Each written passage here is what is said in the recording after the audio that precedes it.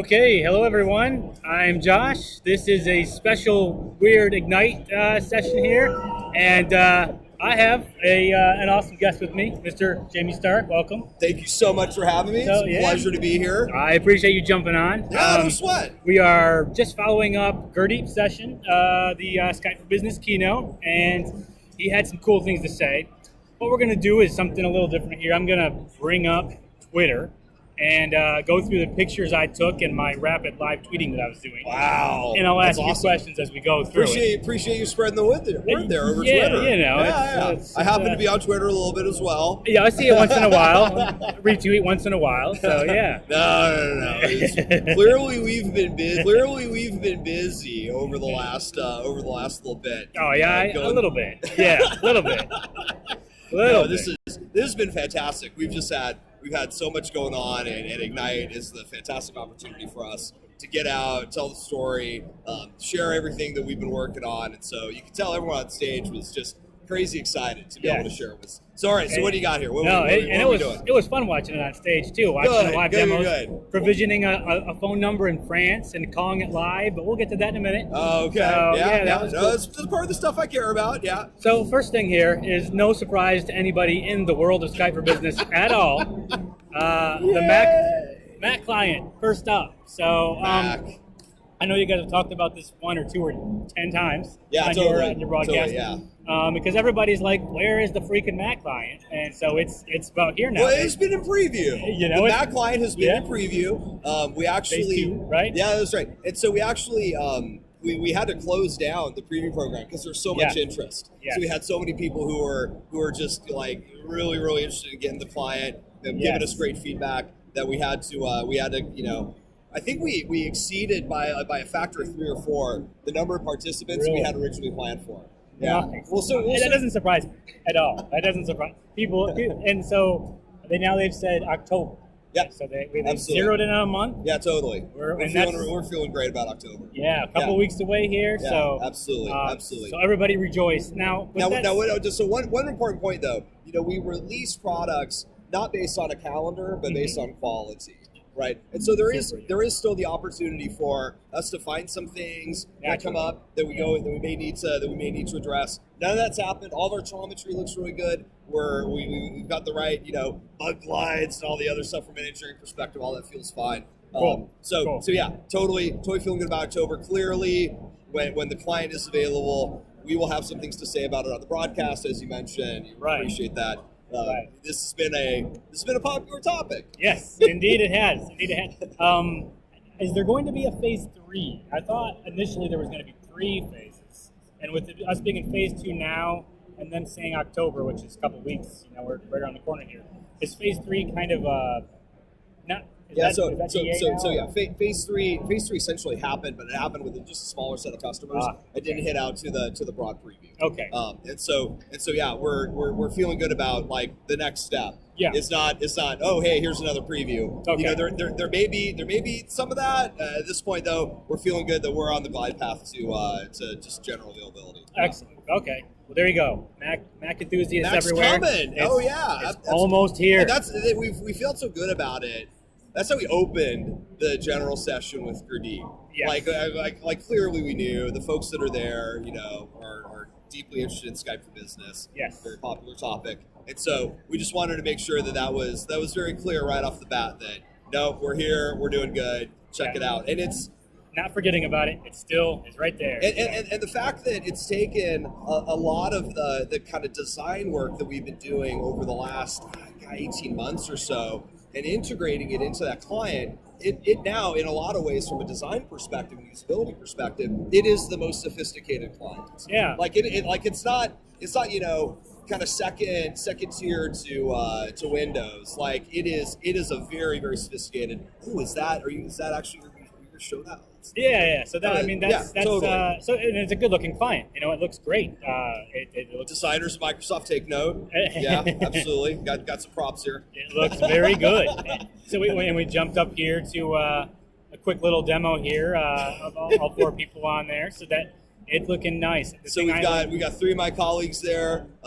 So top left, Angela looking after our devices and interop strategy for meetings. Below her, Paul Cannon sporting the Pokemon hat. Yes. I was pretty impressed with that. That one was a surprise to me. And he's been on the show, your show as well. Oh yeah, absolutely. And he's done a bunch of the backs up, as well as Sean Thomas there to his right, who looks after the Mac client from the program management perspective in the engineering organization, and then Praveen right up top, who's looking after mobile. Okay, awesome. And the thing I liked about this screen was being in full mode screen, how it used up all of that real estate. It's beautiful. You know, it's a much more friendly experience. Yeah, So no, it really looks good. there are some exciting things ahead for Mac. Yeah. All right, let's move a little past Mac here. Right, here we go. Here's client GA in October finally. All right, there we go. Next up, we had. Well, actually, so I see kind of where you're going. Right after that, in the flow of the keynote, we talked about call kit integration for iOS. Yes. And so folks that are in the industry are familiar with this. Apple opened up some APIs. Cisco's made a bunch of noise about that. They think that they're really special. Clearly, anyone can take advantage of these APIs. We're doing so with our client as well. And so Gurdeep was able to show the native call experience on iOS. I loved it. The Skype for Business calls were right in there with your regular PSTN calls. Oh yeah, absolutely. And if you click on it, it's a Skype for Business call again. Exactly. So yeah, totally. Great. And it's just native there in that experience. Fantastic. Yes, very good. Project Rigel. This has had a lot of buzz about it for several months now.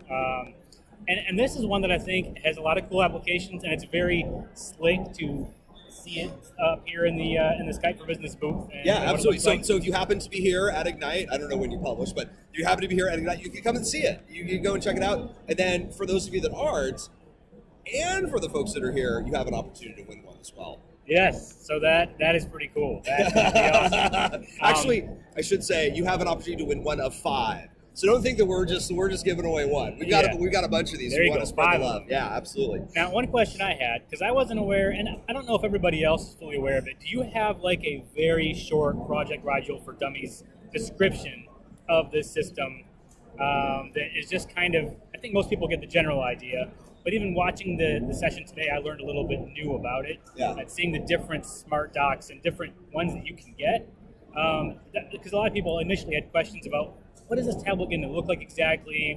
So you want to talk a little bit about that? Yeah, absolutely. Project Rigel. Well, first is now the word we're using, the phrase we're using is the Skype room systems. So this is the next generation of the Skype room system, and it's designed to work with the infrastructure that's already in place in your meeting room. Right? So you already have a projector, you already have a screen in that meeting room. This plugs into that projector, it plugs into that screen, and then also provides, in addition to the great Skype meeting experience, it also provides the ability for you to, as an attendee in that meeting, sitting in that meeting room, to plug in and present through the Skype room system out to everybody that's joined in. So it's a really easy experience to be able to join in meetings, to be able to connect the folks from outside, and to be able to have everybody in the room be able to participate as well. Right. And so it's the thing that's kind of the key difference here is that there is just so much opportunity for improvement in this meeting room space.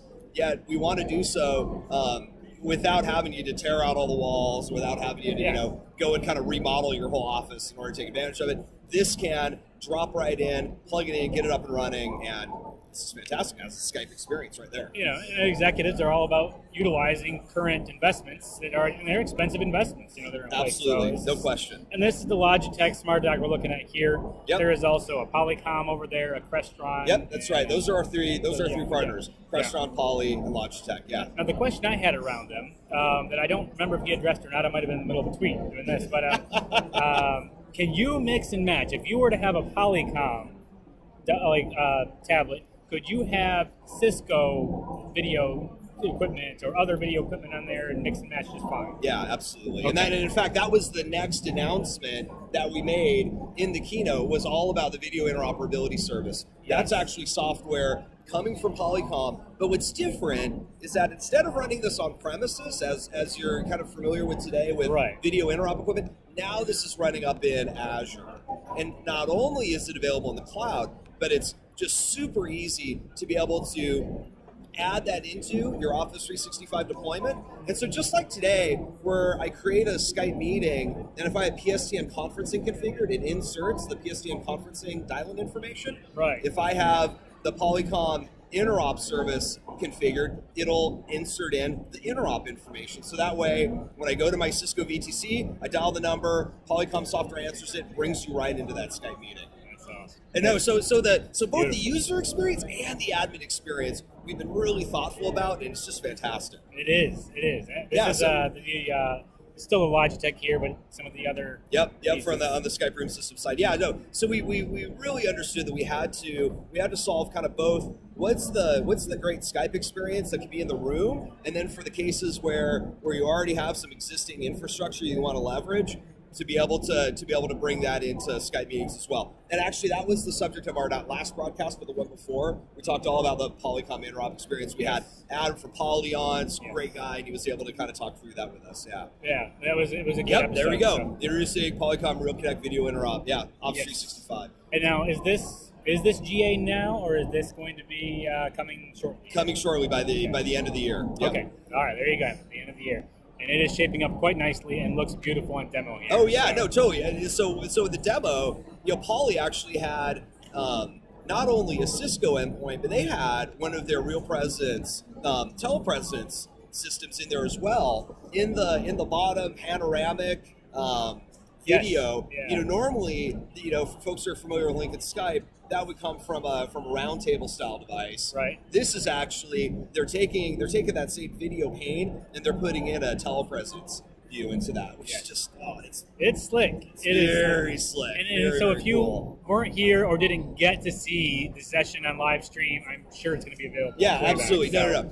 All the content watching. here at Ignite we have available up on the web. Go to ignite.microsoft.com. We want everyone to take advantage of it. Definitely. So, yes. Next topic was the language transcription in the Skype for Business meeting broadcast. Transcription and translation. And translation. Yeah! Yes, it was cool. So I took two pictures to kind of demonstrate Nice. here. But in this one, if we look at... so this may be a little complicated. So let me kind of talk through what we did here. Definitely. So we realized, we had two general sessions happening at the same time. We had the Office 365 general session, and we had Gurdeep's Skype for Business general session. It was a hard choice. I think both rooms are pretty full. Yes, they were. So we actually, what you're seeing here is Kurt Koningsbauer. He's presenting live at his general session. We had the feed from his session going into a Skype meeting broadcast, and then had that broadcast enabled with the transcription and translation capability. And so what you're seeing here is Kirk. This is happening at the same time that Gurdeep session is happening. So this isn't a trickery. Like, this is actually Kirk speaking at the same time, right? Yeah. And that's a live transcription of his words, and then Gurdeep gets to go and show off a few different languages to translate that transcription. Yes. So our session was stalking his session. Yeah, essentially. And, I actually ran into Kirk yesterday, and I said, "Hey, be sure to enunciate clearly when you're talking." And I mean, when there's a healthy selection of languages here, looking at the next tweet, you can see that we actually had it translated right there in real time. That's right. I think it was translating into Mandarin. Ultimately, when this comes to fruition in general availability, there are 50 languages that we will support 50 translating into, and then there's also languages that we're translating from as well. So here we're showing English, but there will be multiple languages. I want to say Spanish, German, and Mandarin is what we're targeting. There's still some opportunity for that to change again. English too. English obviously. But the idea is that you can imagine somebody giving a presentation in German and having that being translated to Portuguese or Mandarin or Klingon. We have Klingon in here as well. So that was a little fun. You got to show off Klingon. If you took a vote from this crowd, you might get Klingon as the next language. So definitely.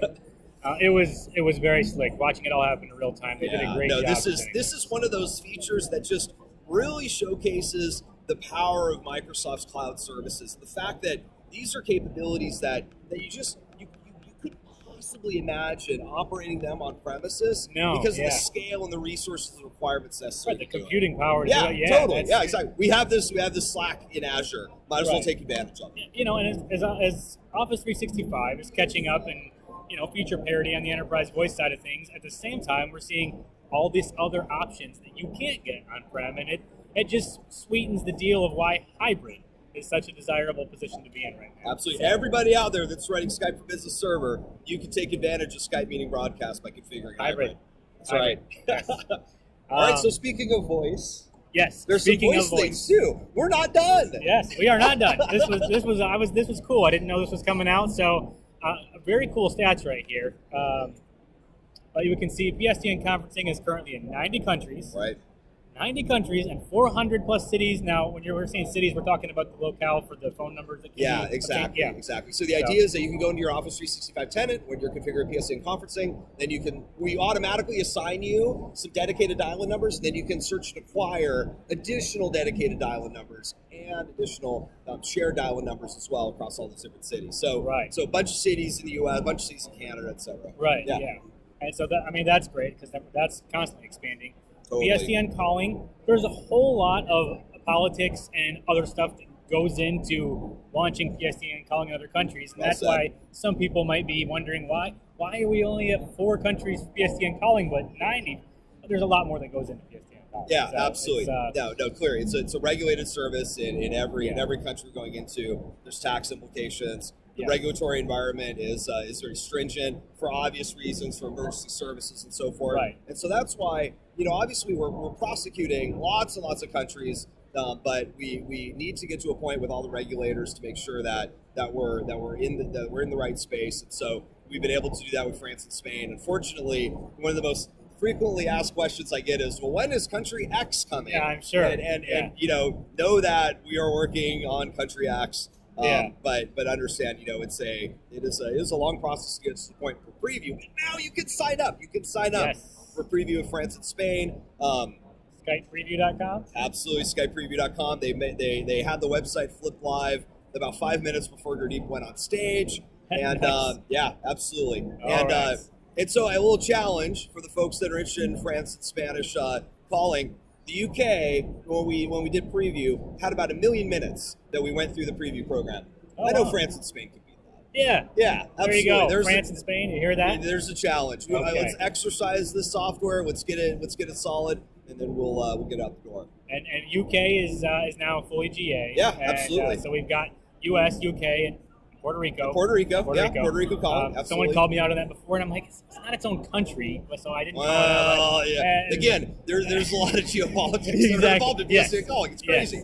So Puerto Rico and now France and Spain are in preview. I get a ton of questions about Canada, and I'm like, you realize? I imagine Canada's a separate country. I know it's the same kind of North American numbering plan and ANP. Don't throw that at me, but it is a separate country, separate regulators, separate tax. Like, we're prosecuting that uniquely. Yes, I can imagine. And then the last item on this was regionally hosted meetings. So this is one huge step towards a more regionally dispersed tenant. Over time. That's exactly right. That's a great way to think about it. I use the term tenant spanning data centers. Yes. So the idea is that in the past, tenants have been affinitized to one particular data center within Office 365.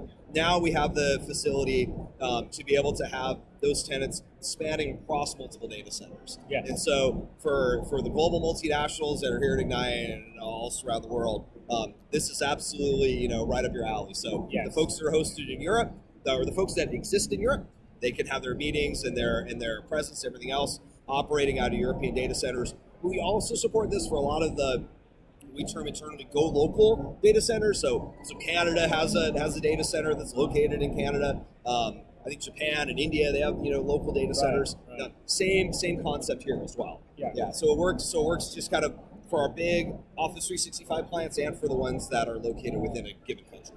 And then now the cool thing about this is when you change a user to be in a different locale, all their meetings and everything migrate over there automatically. It's all done in the back end. We did all that engineering for it's a PowerShell command, a single little a one-liner. Yeah, right? Ben was showing that off in this demo. He was bragging. He's like, here, this is it. This is what you just change usage location. I'm also user. And it's so simple. So yes, very cool announcement. I'm looking forward to more of that. And I've already seen clients on my own, and I know everyone else has out there too, that they've got people in various countries on opposite sides of the world, and I got to work with this one tenant, and it's rough on the other side. No, it's absolutely right. Yeah. And so this is a great step. I always joke that Microsoft Research is continuing to try to figure out a way around the speed of light through fiber, and we haven't quite figured that out yet. You'll get there. So in the meantime, while we still haven't cracked the code on how to adjust the speed of light through fiber, we have multi home data centers and tenant spanning data centers. Yeah, you'll get there. You'll get there. Let me jump out of here and go back over to us here. There we go. Before we wrap up, there's one thing a very serious thing I want to ask you about. Sure, absolutely. The Presence Liar video. Where? That was a poorly timed drink of coffee. Please go ahead. I won't do that again. Where is the follow? Because I know that presence lying has gotten out of hand in other ways. Actually, the win on that was in late 2013. We changed when we went from 2010 to 2013. I think it was this change. Someone obviously will correct me on Twitter if I'm wrong. Of course, we changed the words in the presence dropdown from away to appear away. So therefore, you have to acknowledge the fact that you are tricking people. You have to acknowledge the fact that you are, in fact, choosing to appear away when, in fact, you may not be truly away. In fact, you are not truly away. and so I take that as a win. When I saw that, I was like, okay, good. We at least have to acknowledge now my subterfuge. It's like hacking though, in security. You're gonna keep throwing security at hackers, and they're gonna keep staying ahead of the curve and finding a way to get around it. Well, that's what's happening here. Now people have devices and scripts to make their mouse move so that they are at their desk, up here at their desk, but they're not really there. And there is a need for a follow-up. Oh my goodness. Yeah, that's a great question. Yeah, that's a wonderfully embarrassing video from a long time ago. Oh, I'm glad it still circulates around in the web. It gives me a treat every time. Every couple of years, folks uncover that. I saw it and I'm like, how did I never see this? This is amazing. It was great. Clearly, it was some slack time in the production studio. It was around the OCS 2007 R2 time frame. We had some slack time in the production studio. I just love the whole dead serious from Microsoft comment on there. And I'm like, yes. Thanks for being on today, man. My pleasure. Thanks for coming. For everyone that's out at Ignite, come see us at our booth. Having a great time. We're here until Friday. Tons of great sessions. Everything, for those of you that aren't, everything is happening here. Ignite.microsoft.com. Come check us out. Yes, there will be a big session tomorrow on Project Rigel if you want to dig into that some more deeper as well. So, good stuff. Good stuff there. Awesome. Thank you, James. Thank you so much. All right.